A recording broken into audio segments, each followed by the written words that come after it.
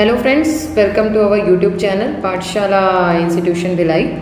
Basically आज जो मैं बताने वाली हूँ, मैं आपको कॉमर्स के कुछ ऐसे कोर्सेज़ के बारे में बताने वाली हूँ जिसके बारे में शायद आपको पता नहीं होगा, क्योंकि जब भी अगर कॉमर्स से रिलेटेड अगर बात आती है तो आफ्टर 12 सिर्फ एक ही ऑप्शन आता है, या तो होता है वो बीकॉम या फिर आप उसके साथ कुछ प्रोफेशनल कोर्सेज़ के बारे में आप सोचते हैं। लेकिन ऐसे बहुत सारे फील्ड है जिसके बारे में आपको पता नहीं है। आज जो मैं आपको बताने वाली हूँ इन्हीं सब फील्ड्स के बारे में आपको बताने वाली हूँ। जैसे बीकॉम के साथ भी कुछ अंडर ग्रेजुएट कोर्स होते हैं, जैसे कि बैचलर ऑफ कॉमर्स तो आपको पता ही है, जो कि 3 साल का कोर्स है। उसके साथ होता है आपका bachelor of banking and insurance BBI।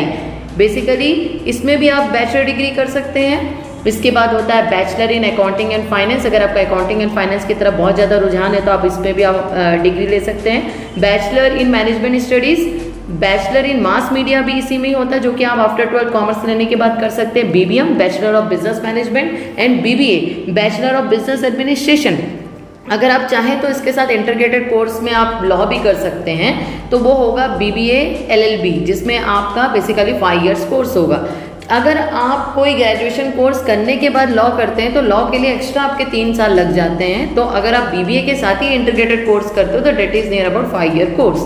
अब बात होती है बैचलर ऑफ कंप्यूटर एप्लीकेशन भी आप ग्रेजुएशन के बाद कर सकते, मतलब 12th के बाद आप कर सकते हैं। फिर है आपका बैचलर ऑफ इकोनॉमिक्स। अगर आपका इकोनॉमिक्स के प्रति बहुत ज़्यादा रुझान है तो वो भी आप कर सकते हैं ग्रेजुएशन कोर्स में। अब देखिए, इसके साथ साथ कुछ प्रोफेशनल कोर्सेज भी होती है, जैसे कि CA वेल नोन है। कॉमर्स के फील्ड में सबको पता है कि CA क्या होता है, that is a chartered accountant. अगर लॉ में ज़्यादा इंटरेस्ट है तो आप कंपनी सेक्रेटरी में भी जा सकते हैं। CA से ही मिलता जुलता कोर्स है ICWA, और एक और कोर्स है जो कि है NISM। ये भी प्रोफेशनल कोर्स है जिसको फुल फॉर्म है उसका national institute of security market. After 12th भी आप स्टॉक मार्केट के कोर्स कर सकते हैं, जो कि आप एक प्रोफेशनल कोर्स की तरह कर सकते हैं। बेसिकली लॉ के लिए मैं आपको बता दूं कि क्लैट के एग्जाम को आप पास आउट करना पड़ेगा, जिससे कि आप लॉ के फील्ड में भी जा सकते हैं। देखिए, कुछ ऐसे हाईएस्ट पेइंग जॉब है कॉमर्स में जिसकी एक मिनिमम सैलरी मैं आपको बताऊंगी। अब उस मिनिमम सैलरी के जरिए देखिए इसके ऊपर कितना आप वो कर सकते हैं। देखिए, कोई भी चीज़ है ना एक बार में नहीं मिल सकती है। वो क्या होता है, एक लैडर की तरह होता है, हर एक स्टेयर आपको चढ़ना पड़ता है तो आपको उपाधि मिलती है। ऐसा नहीं होता है कि आपकी इंक्रीमेंट मिलती है, जो मैं कहना चाह रही हूँ। ऐसा नहीं होता है कि आपके लिए बिल्कुल सजा है, बिल्कुल टोटल आपके हाथ में जॉब मिल जाए। मैंने इससे पहले भी एक वीडियो बनाई थी जिसमें प्रोफेशनल कोर्सेस वर्सेस आपका मैंने गवर्नमेंट जॉब्स के लिए बताया था कि क्या इसमें क्या यानी प्रॉस एंड कॉन्स होते हैं। प्रॉस एंड कॉन्स भी नहीं बोल सकती मैं, ये बोल सकती हूँ क्या डिफरेंस रहता है कि जो एक गवर्नमेंट के एग्जाम के लिए फाइट करता है और जो प्रोफेशनल कोर्सेज के लिए करता है। तो कॉमर्स में भी बहुत सारे फील्ड होते हैं जिसमें आप आगे चल के बहुत अच्छी आपको नौकरी मिल सकती है। लेकिन मैं अभी जिनके बारे में बता रही हूँ वो हाईएस्ट पेइंग जॉब है, जिसमें मैं सबसे पहले जिसके बारे में बता रही हूँ that is a chartered accountant. Chartered accountant की मिनिमम सैलरी आपको मालूम है ICAI से रजिस्टर्ड करना पड़ता है, Institute of Chartered Accountant of India. एक जो इसकी मिनिमम सैलरी होती है 7 to 8 लाख होती है फ्रेशर की। इसके बाद होता है इन्वेस्टमेंट बैंकर, जिसका काम होता है एडवाइजर होते हैं ये कंपनी कैपिटल मार्केट कंपनी को बताते हैं कि कहाँ इनको अपना पैसा लगाना चाहिए। इसका मिनिमम सैलरी होता है 26 लाख पर एनम। फिर मैं आ रही हूँ सर्टिफाइड पब्लिक अकाउंटेंट पे। सर्टिफाइड पब्लिक अकाउंटेंट का एक मिनिमम सैलरी होता है 7 to 9 लाख, और इसका जो last to last maximum position तक का बंदा अटेंड कर सकता है, that is of CFO chief financial officer. इसके साथ एक और होता है वो है एक्चुअली साइंस, जो कि एक एक्स्ट्रा ऑर्डिनरी माइंड के लोगों के लिए होता है, जिसके लिए मैं आपको इसकी मिनिमम सैलरी बता रही हूँ 10 से 20 लाख रुपए पर एनम।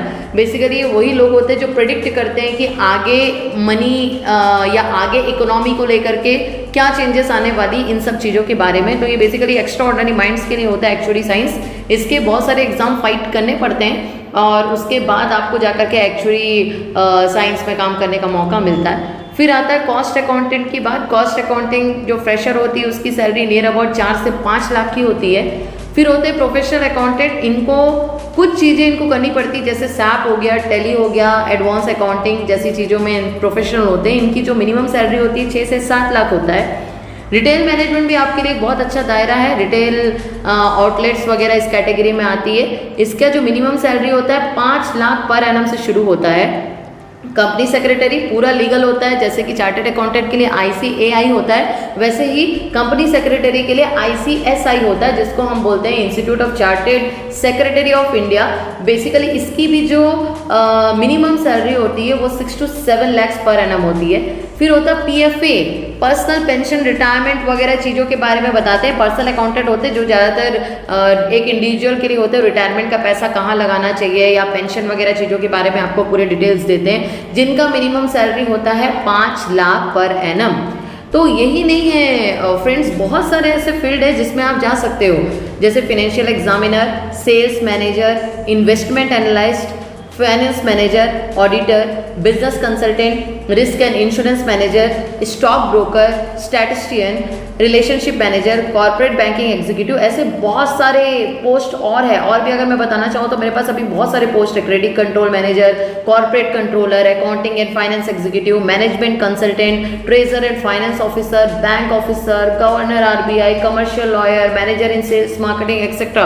और आपने MBA कर लिया तो और आपके पास कितने फील्ड्स के ऑप्शन बन जाएंगे।